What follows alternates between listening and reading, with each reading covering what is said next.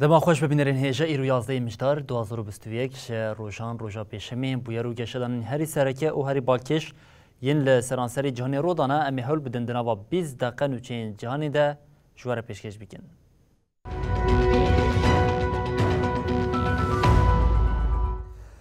برای جارکن دما خوش ببینرین هیجا لسنوری اوروپا به هزاران کوچبرین هایی لبندا چارسریه کنه کوچبرین کل سنوری پولونیا بلاروس کومبوین در بازبونا لأوروپای ده به اصرار دکن تاوی سرمایه زیده به هزاران کوچبر کومبونه حکمت پولونیا جی جمارا لشکرین خویین لسنوری بلاروسی زیده کرنه.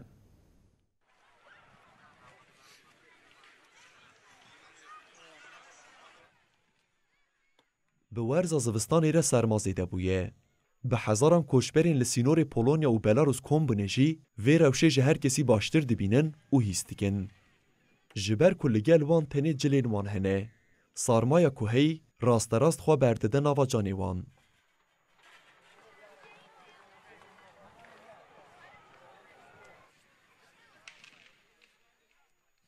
روش وان کوچبران لناوا آوروپا جی روژه وک سرکیه. آوروپا وان کوچبران جبو خواه که مترسی دبینه و جبو پشتوانیا خوردگرنا سینور پولونیای لپیلانان دگره و جراو شهی جی مینسکی توانبار دگه. بلاروسیا که دبن و توانباری ده نامینه هلوستا پولونیا یا لدیجی کوچبران وکه در مروانه پیناسه دیگه. لسر وان توانباری نافبر آلیان ده یا که زوره دبینه تنی کوچبرن. هرچه قصیبه که فرق بکن هاتنه کارانین لی دیسان جی کوچبر دخوازن در باسی آوروپا ببن. شویدن جاره کدن لبر سرمایه من. کوچبرین که فرق کرنه وی داخوازا در باسپونا وان زوپیک نه جخواره لبر سینور دست بلی کرنه کونان کرنه. جساعتین سحاری و کوچبر بقود کرنه داران و دانینا چادرین پچوک دخوازن خواه سرمایه هی بپاریزن.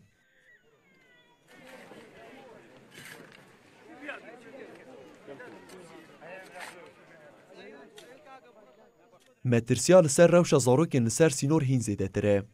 8 مجدار کوچبرین کج عراق، افغانستان و ولاتین دنیین آسیای لبلاروس کومبون بری خودان سینور پولونیا. لگوری بیلانچویا سازیا لوتکه تنه دناوا 11 مهم بوری دج عراقی 37,000 جوان کوچبر بونه.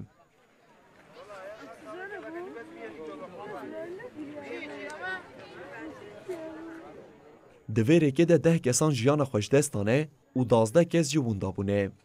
لگوری بیلانچوی هری زیده لقلاد و زورانیا جوان کشتکن پشتی ویجی لشلادز، سوران، حلبچه، سید صادق و هولرتی.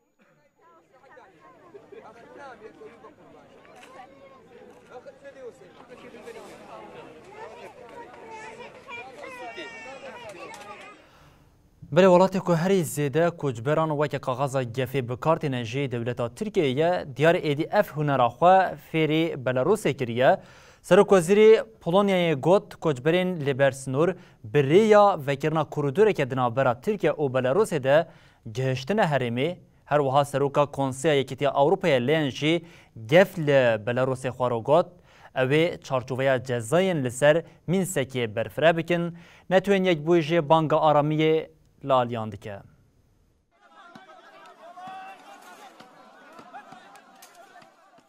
جبر هلوستین بلاروس و کارآنینا و یا کوچبرای کیتیا اوروپای برتک نیشاندان. ولاتی که هری زده جکریزا کوچبرین بر سینور باندور بونجی پولونیاییه. Operacja Łukaszenki wymierzona w nas bardzo konkretnie. سرکوزیر پولونیای ماتیوز موراویسکی جکریزا کوچبران ترکیه توانبار کر او گوته. کوریدور که فکری یا نوور استانبول و مینسک ده چه بویه.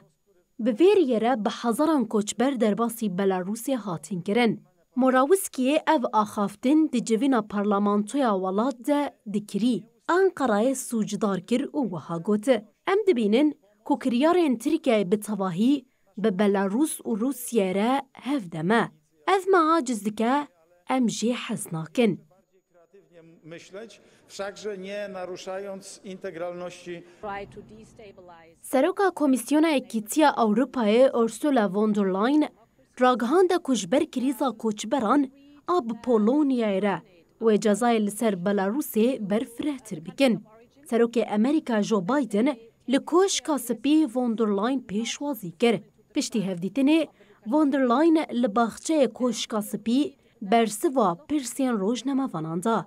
Von der Leyen diyar kir ku wan bi Biden re hevdîtineke erînî pêk anîne. Von der Leyen diyar kir ku di civînê de mijara Ukraynayê û krîza koçberan a di navbera Polonya û Belarûsê de jî axivîne. Seroka Komisyona Yekîtiya Ewropayê diyar kir ku ew ê cezayên li ser Belarûsê berfirehtir bike û ev ceza jî wê li ser kes û rêxistinan be. Von der Leyen li ser mijarê rexne li Belarûs kir û got ev ne qeyrana koçberan a di navbera Belarûs û Polonyayê de ye. Ev hewildaneke rejîma xweser a Mînskê ye ku istiqrara cîranên xwe xera dike ye. So very rapidly at the beginning of next week there will be a widening of the sanctions against Belarus as far as I'm informed. Such situations should not be used for political purposes.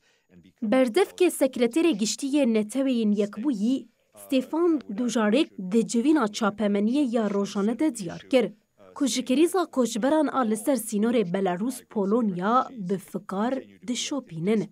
Dujarric anî ziman ku divê pirsgirêkên koçber û penaberan di çarçoveya prensîbên mirovî û hiqûqa navneteweyî de bêne birêvebirin û got divê ev rewş ji bo armancên siyasî neyê bikar anîn û di navbera her du welatan de rageşî çênebe.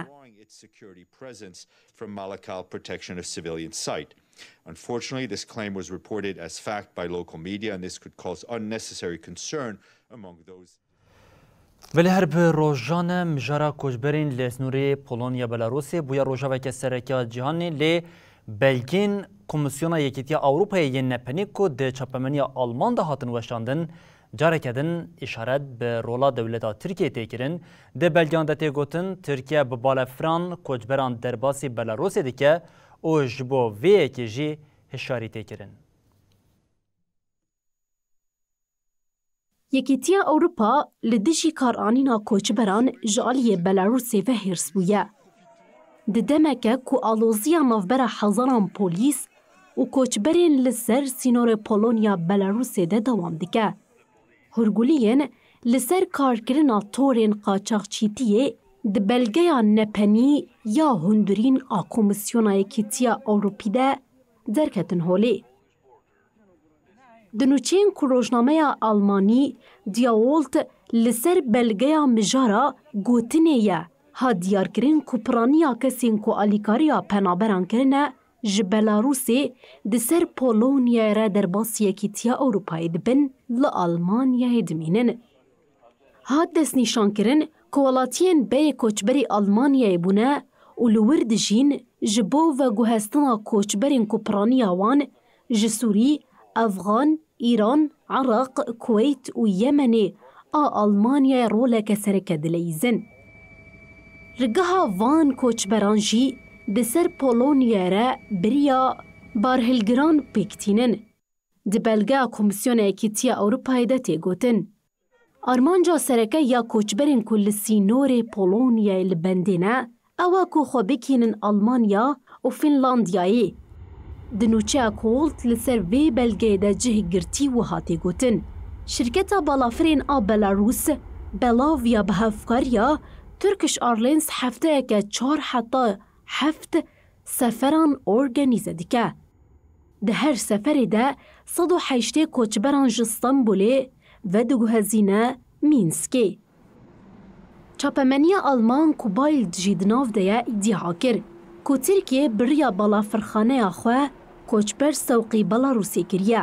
Bi vê gavê re pêşgirî daye Serokkomarê Belarûsê Elîskender Lukashenko.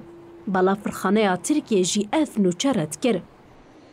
Komisyona Yekîtiya Ewropayê hişyarî da ku Rûsyayê jî ji qaçaxçiyê mirovan re dibe riyeke giring û balkişand ku balafirgeha Posko a li nêzî sînorê Rûsya ya Estonya û Letonyayê dibe riyeke nû ya koçberiyê.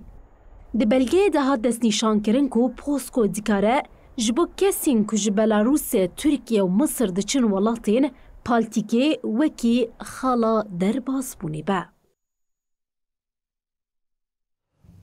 Veli Washington xweş ji bo malûvaniya civîna lîderên Bakurê Amerîkayê amade dike. Serokê Dewletên Yekbûn Amerîkayê Joe Biden di çarçoveya lûtkeya lîderan a Amerîkaya Bakur de ji sala 2016 ve cara yekemîn li Koşka Spê Serokwezîrê Kanadayê Justin Trudeau û Serokê Meksîkayê Andre Obrador pêşwazî bike. Hata ragandin ku lûtkeya lîderên Amerîkaya Bakur ji 2016 ve cara yekemîn bi malûvaniya Amerîkayê wê bêldarxistin. Derbarê lûtkeya lîderin Koşka Spî daxuyaniyekê nivîskî weşand. Di daxuyaniyê de hate gotin, Serokê Amerîkayê Joe Biden di çarçoveya lûtkeyê de wê hejdeyê mijdarî li Koşka Spê mazûvaniya Serokwezîrê Kanadayê Justin Trudeau û Serokê Meksîkayê Andres Obrador bike. Di daxuyaniyê de hate diyarkirin ku wê lîder li ser krîza avhawayê Pirzgirêka koçberiyê, şewba Covid-19 têkliyên hevpar, berfirehkirina kêşeyên herêmî û cîhanê jî nîqaş bikin. In particular, reduce oil and gas methane emissions by 75%. Veli bi mijara Taywanê re di navbera Pekin û Washington û Tokyoyê de alûziyên heyîn careke din xwedaye der, Serokê Dewletê Çînê Xi Jinping hişyariya vegera şerê sarda û ji bo vê yekê pêkneyê banga hevkariya li Asya Pasîfîkê kir. Ji ber ku li ser xetta Pekin Washingtonê ji ber Taywanê rageşî zêde dibe. Çîn diyar dike ku divê welatên herêmê li hemberî kêşeyên hevpar bi hev re bisekinin. Xi Jinping di konferansa hevkariya aboriya Asya Pasîfîkê de axivî o got, xêzkirina sînorên îdeolojî a avakirina derdorên piçûk di derdorên jeopolîtîk de wê dawiya têk biçin. Xi Jinping got, herîma Asya Pasîfîk divê û navbera vegera nakokî û parçebûna mîna serdema şerê sar. Rojnamaya The Guardian diyar kir ku tê fikirên armanca Xi ya ji van axaftinan nêzbûna Hindistan, Japonya û Awstralya ya di nava demên dawiyê de ji bo Washingtonê ye.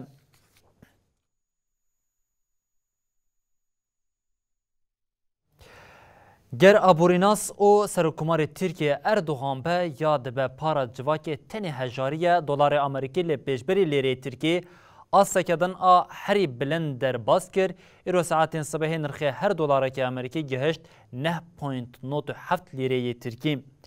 Doh dihê mijdarê li gel eşkerekirina amarên enflasyona Amerîkayê daketina lîreyê Tirkî lez girtibû û her dolarekê Amerîkî gihişt bû 9.87 lîreyê Tirkî. Îro ev daketin dewam kir û li beramberî dolarê Amerîkî di daketina lîreyê Tirkî de rekoreke nû hate tomarkirin. Daketina nirxê lîreyê Tirkî û tomarkirina wê rekora nû ya piştê gefa Serokkomarê Tirkiye Recep Tayyip Erdogan 23 cotmeha 2021 gefa derxistina ji Tirkiye ya li balyozên 10 welatan xwarî pêk hat. Li gorî aborînasan, gefa pêkanîna êrişeke din a ser Rojavayê Kurdistanê ji aliyê Erdogan ve daxistina rêjiya feyzê ji aliyê Banka Navendiya Tirkiye û durxistina sê berpirsên Banka Navendiya Tirkiye bi biryara Erdogan weke sedemên din yên bênirxbûna lîreyê Tirkî li pêşberî dolarê Amerîka tê nîşandan.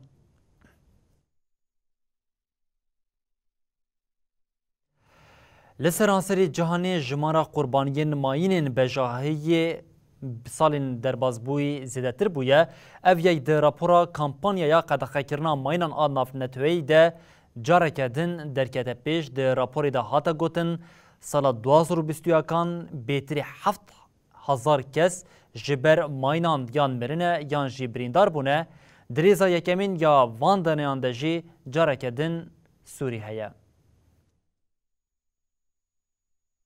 Rapora salana ya kampanyaya qedexekirina mayînan a navnetewî hejmara qurbaniyên mayînan eşkere kir. Di rapora kampanyayê de tê dîtin ku ev 6 salin qurbaniyên mayînan zêde dibin. Li gorî rapora 2021 a çavdêriya mayînan a ku du hate weşandin, Li 54 welat û heremên ku Tirkiye ji di navteye, hejmara kesên ji ber mayînan mirin û birîndar bûn, ji sala 2020 ji sedî 21 zêde bûye. Ango 7073 kes ji ber mayînan yan mirine, yan jî birîndar bûne. Ji van 2492 kes jiyana xwe ji dest dane, 4561 kes jî birîndar bûne. Hat diyarkirin ku ji 2020 ji sedî 8 kesên ku jiyana xwe ji dest dane û birîndar bûne sivîlin û ji wan 1372 zarok û ciwanin. Sûriye bi 2729 kesan bû welatê herî zêde mirov ji ber teqînê birîndar bûne û mirine. Piştî Sûriye, Afganistan bi 474, Malî jî bi 368. Yemen, Myanmar, Ukrayna, Nîjerya, Kolombiya, Iraq û Burkina Faso di nav welatên sereke de bûn ku par zêdetirî 100 teqîn lê hatibûn tomarkirin. Kampanyaya qedexekirina mayînan a navnetewî Icebil ku 1997 xeleta aştiyê ya Nobelê wergirtibû, bang li civaka navnetewî kir ku têkoşîna li dijî mayînên bejahî bilind bike. 15 û 19 mijdarê li Den Haagê ji aliyê welatên peymana Ottawa ya ku bikaranîn û hilberîna mayînan qedexe dike, li Laheyê wê konferansek bê li darxistin. Di konferansê de wê bê xwestin ku zexta li ser aliyan were zêdekirin ku hiqûqa navnetewî bicih bînin û dawî li bikaranîna mayînan bînin. Li gorî raporê Tirkiye ku 2004 bû alîgirê peymana Ottawayê di nava 6 welatên di binê erdê de mayîn hene cih digire.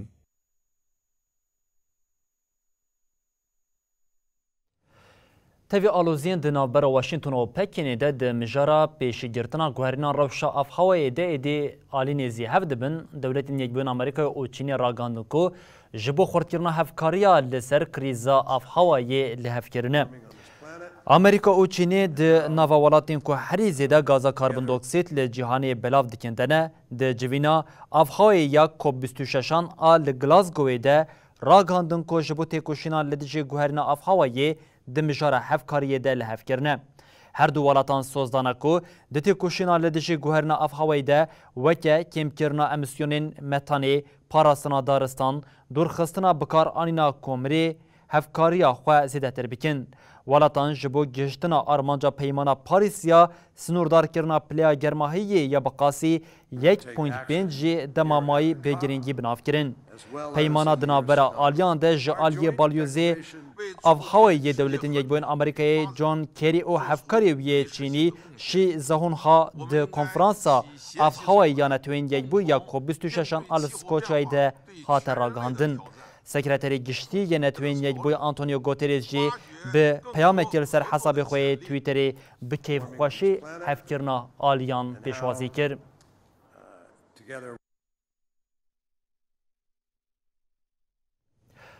Barana zêde ya li Sri Lanka û Hindistanê careke din wêranî û mirin li pey xwe hişt ji ber barana bû sedema lêhiyê li her du welatan 41 kesî jiyana xwe ji dest dan. Li Sri Lanka û Hindistanê bandora barana zêde dewam dike. Bi vê bandorê re jî bîlançoya karaseta lêhiyê zêde dibe.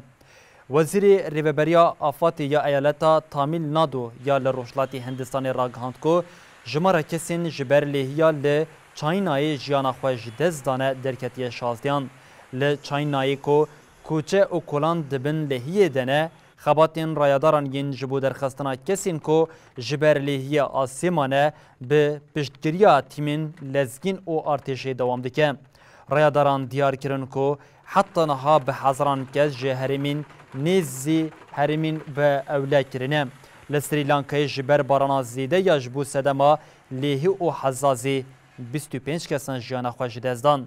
Hate diyarkirin ku piraniya miryan di nava lêhiyê de xeniqîne. Ji ber hezazê 5 kes jî birîndar bûne. Bi vê awayê li Hindistan û Sri Lankayê di lêhiyê de 41 kesan jiyana xwe ji dest dan.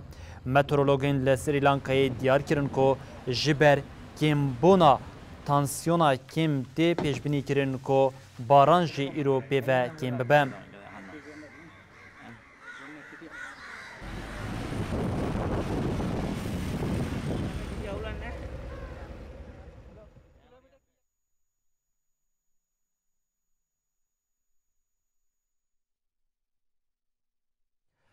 Birevînerên hêjan û çên canê li vir bi dawî dibin û em dibêjin heta siba carekê din werîn pêşiya we bibînin di nava xêr û xweşiyê de هر شاد و بختار